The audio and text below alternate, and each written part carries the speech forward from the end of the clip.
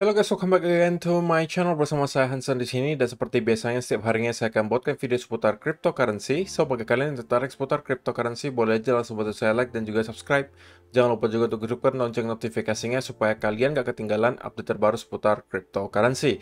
Oke, pada hari ini guys, kembali kita akan bahas seputaran Bitcoin, dan seperti biasa kita bakal mulai dari market cap terlebih dahulu. Per hari ini secara global market cap crypto berada di angka 1,09 triliun dolar atau turun sekitar 3,05%.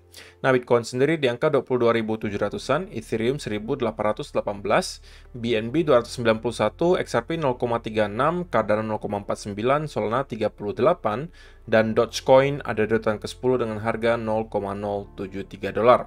So, per hari ini kita melihat market rata-rata dalam keadaan merah, penurunannya ranging antara 1, sekian persen hingga kurang lebih 8%. So, itu adalah outlook sementara dari beberapa top coin yang ada. Sekarang kita masuk dulu ke beberapa berita dan data terbaru hari ini. Nah, yang pertama disebutkan di sini Bitcoin liveliness lowest since 2021 amid new 5-year BTC hodl record.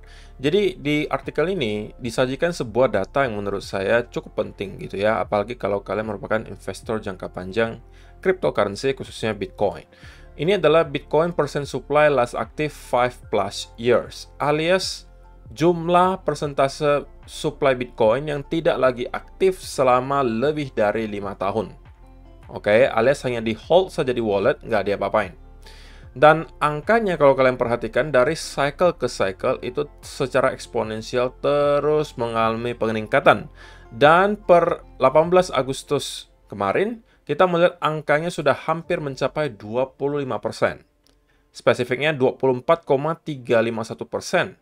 Dari total semua circulating supply-nya Bitcoin sekarang, itu sudah tidak lagi diaktifkan selama lebih dari 5 tahun. Alias sudah banyak sekali orang-orang yang membeli dan hold untuk jangka panjang.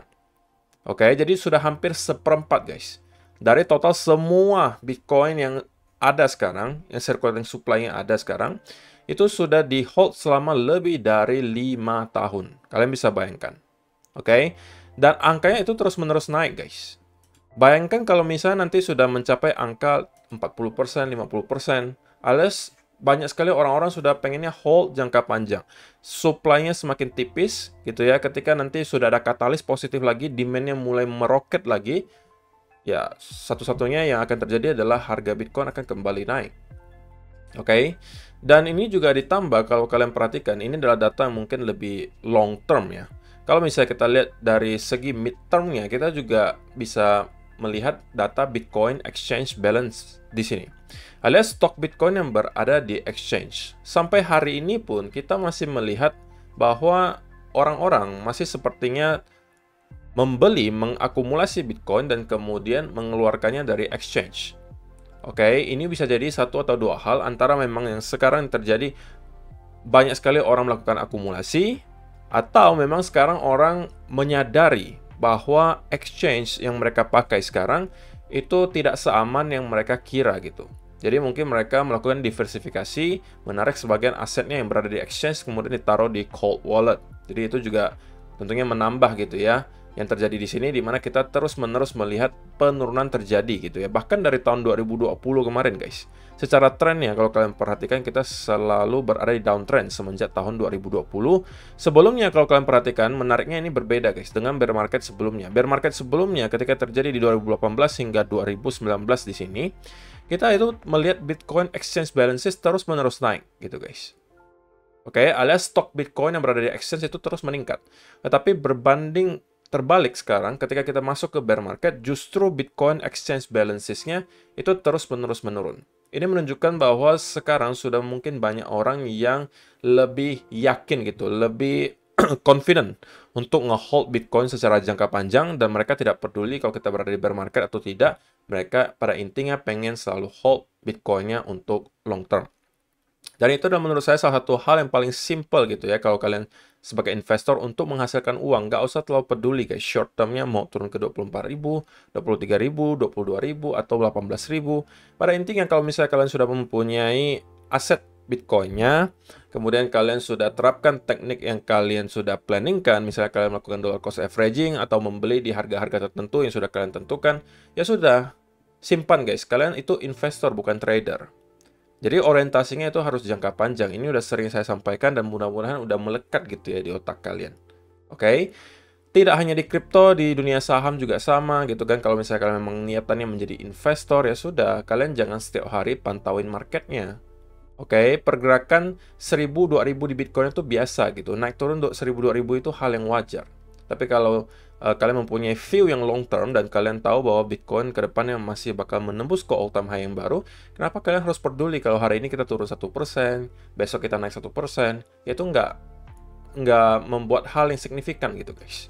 Oke? Karena kalian di sini untuk berinvestasi jangka panjang. Kalau kalian bosan misalnya, ya sudah kalian buat satu account lagi untuk trading gitu. Jadi kalian ya mempunyai alasan sekarang untuk bisa setiap hari mantauin chart, karena kalian punya account untuk trading. Tapi kalau kalian jatuhnya investasi dan kalian setiap hari mantauin market, ya itu menurut saya nggak make sense gitu ya. Jadi itu adalah pesan saya untuk hari ini guys. Dan sebelum masuk ke chart, sekali lagi guys, untuk kalian yang sedang mencari exchange untuk melakukan diversifikasi aset, maka BingX bisa menjadi salah satu exchange yang kalian bisa consider, karena di sini kalian bisa memanfaatkan berbagai fitur yang mereka tawarkan, baik dari copy trading, grid trading, kalian bisa juga spot trading, futures, dan lain sebagainya. Semuanya tersedia di sini, dan kalau misalnya kalian mendaftar dengan link yang ada di kolom description box di bawah, kalian akan mendapatkan berbagai reward menarik dan potensial rewardnya sampai jutaan rupiah. Jadi silakan kalau misalnya kalian tertarik untuk mendaftar dan trade di BingX, linknya sudah ada di kolom description box di bawah untuk mendaftar. So, itu adalah beberapa data dan berita hari ini yang ingin saya sampaikan untuk kalian guys. Sekarang kita masuk ke chartnya Bitcoin dan saya pengen mulai dari weekly chart terlebih dahulu. Nah, di weekly chart sebenarnya saya membawa sedikit berita buruk ya guys. Sedikit berita buruk. Kenapa? Karena kalau misalnya kita perhatikan sekarang, Bitcoin itu kembali nih guys, mencoba untuk breakdown lagi di bawah area 200 week moving average. Walaupun sekarang kita masih di hari Jumat ya guys, kita masih mempunyai hari Sabtu dan Minggu untuk membuktikan apakah Bitcoin akan kembali breakdown dari area 200 week moving average, yang tentunya bukan indikasi baik, ataukah closing weekly candle kali ini kita kembali akan maintain di atas 200 week moving average, yang berarti kita sudah sebulanan kurang lebih berada di 200 week moving average. Semakin banyak candle seperti ini gitu ya, dimana kita selalu mendapatkan rejection setiap kali kita menyentuh 200 week moving average, itu menurut saya indikasi baik gitu. Artinya kenapa? Kalau misalnya kita mendapatkan beberapa candle seperti ini, kita selalu retest dan kemudian reject, retest kemudian reject lagi, itu berarti para sellers selalu mencoba untuk mendorong harganya di bawah 200 week moving average, namun attempt-nya lagi-lagi tidak berhasil. Oke, dan cepat atau lambat kemungkinan bears bakalan kehilangan tenaga dan bulls bakalan kembali untuk mengambil kendali dan mendorong harga untuk lebih tinggi. Tapi kalau misalnya ternyata bears minggu ini mampu break di bawah 200 week moving average, alias mendorong harga di bawah 200 week moving average, dan kita closing dengan cukup signifikan di bawah area tersebut, menurut saya ini adalah indikasi yang tidak terlalu baik, dan kita bisa jadi sedang printing model bearish engulfing candlestick.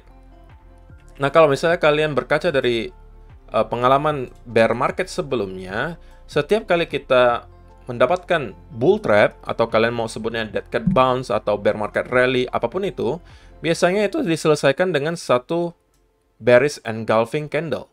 Oke, setiap kali kita menemukan bearish engulfing candle di weekly chart, kita sudah menyelesaikan relief rally tersebut. Kita drop, di sini juga sama. Kita relief rally, bearish engulfing candle, kita drop. Di sini juga sama, kita relief rally, bearish engulfing candle, kita drop.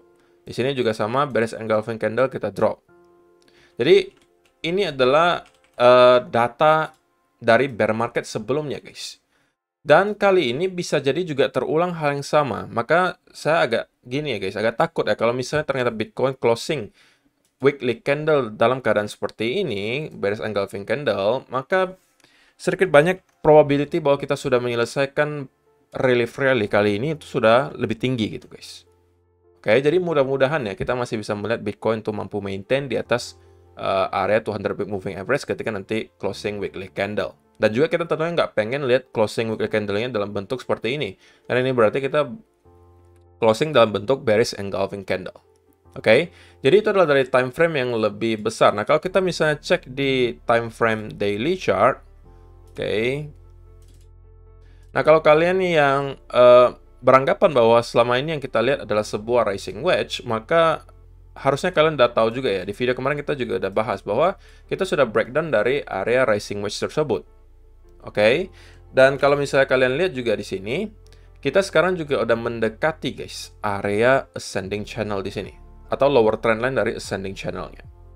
Nah, untuk kalian-kalian yang ada nonton video saya semalam, sedikit banyak harusnya kalian sudah tahu ya apa yang saya sampaikan di video kemarin.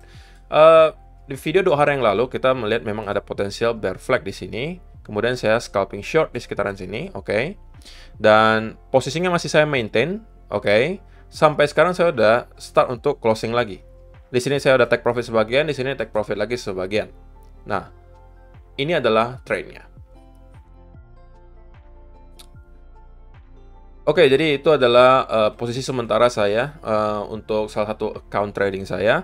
Dan video kemarin kita juga ada sempat bahas guys, oke, di time framing 1 hour di sini, bahwa yang saya lihat terjadi adalah kita konsolidasi di sekitaran area di sini. Sebenarnya saya pribadi expect bahwa dia kembali retest ke trendline di sini sebelum pada akhirnya kita drop lagi dari trendline tersebut dan akhirnya kita membuat lagi lower low baru.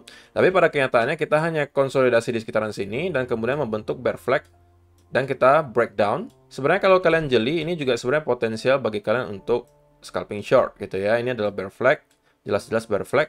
Kemudian kita breakdown, kemudian retest. Ini sebenarnya textbook banget gitu guys. Dan kalian bisa mendapatkan potensial cuan kalau kita ukur ya kurang lebih ya 2,7% ya, untuk scalping yang lumayan banget gitu ya guys. Dan kalau misalnya untuk sekarang, lalu sekarang saya masih besok boleh short nggak kok?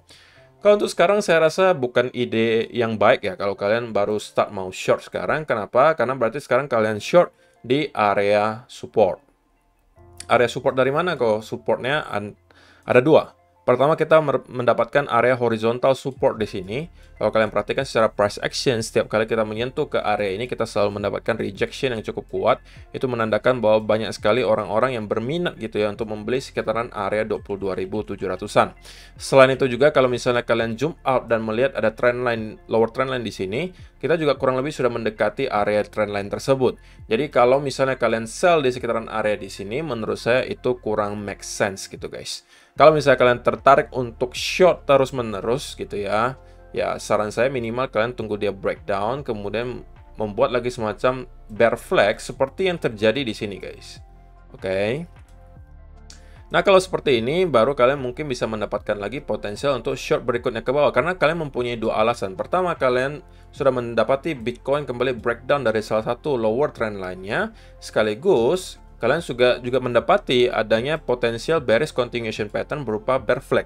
Nah, kalau misalnya kedua alasan tersebut terjadi, maka kalian mempunyai alasan untuk kembali short dan probability kebenarannya tentunya lebih tinggi daripada kalau kalian tiba-tiba short dari area di sini. Karena menurut saya pribadi tentunya untuk sekarang sebenarnya belum banyak tanda-tanda bahwa kita akan kembali reverse ke atas. Tapi yang saya bisa lihat di short term adalah tentunya karena kita juga ada terlihat cukup overextend. Kalau kita lihat di 4 hour chart, kita juga udah masuk ke area oversold di sini, oke, di 4 hour chart. Sehingga saya bisa melihat bahwa Bitcoin dalam 1 hari ini mungkin akan mendapatkan sedikit bounce ya dari sini. Kalau kita lihat di 15 minute chart, kita udah juga membentuk semacam base di sini. Kita bisa jadi akan kembali mendapatkan semacam bounce dari sini. Baru dari sana kita akan mencoba building base gitu guys. Oke. Kalau misalnya kita pengen reverse dari sini, yang pengen saya lihat adalah tentunya kita mendapatkan semacam konsolidasi terlebih dahulu gitu ya di sekitaran sini. Oke. Sebelum pada akhirnya kita start lagi naik ke atas. Apakah udah bisa buy sekarang kok? Dan saya belum menyarankan hal tersebut untuk kalian lakukan. Oke. Kalau misalnya pun mau buy, kalau ini saya ya guys, ini bukan financial advice, tapi kalau misalnya saya mau buy pun di sini, ini mungkin hanya untuk short term saja. Tapi saya pun masih pengen menunggu dia konsolidasi cukup lama di sini. Kemudian mungkin membentuk satu retest ke bawah dan mungkin membuat semacam reversal pattern seperti ada double bottom di sini atau mungkin ada semacam inverse head and shoulder di sekitaran sini. Dan ini mungkin bisa menjadi potensial untuk kembali masuk. Tapi sebelum hal tersebut terjadi, saya rasa saya belum akan melakukan apapun. Saya masih akan maintain gitu ya posisi short saya, walaupun ya udah sisa sedikit ya guys. Dan saya rasa untuk sekarang saya masih akan stay out of the market dulu. dan maintain posisi short saya. Sisanya saya masih akan menunggu untuk pattern berikutnya tercipta, dan mungkin baru dari sana kita akan lihat lagi apa yang berikutnya harus kita lakukan. So, pada intinya di short term tentunya kita bisa melihat semacam bounce terlebih dahulu dari sini guys, antara dia membuat satu lagi retest ke lower trendline, kemudian kita bounce dari sini.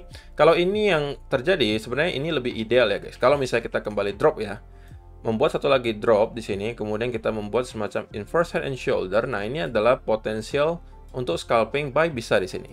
Oke, tapi tentunya ini potensialnya cukup tipis, mungkin nyampe ke sekitaran area 23.200-an saja. Oke, dari sini mungkin kita akan ngeliat lagi apakah bentuknya impulsif banget, oke, ataukah kita hanya bentuknya korektif. Kalau korektif tentunya ini berpotensi kita kembali membuat down movement dan kemudian ke retest lagi area trendline.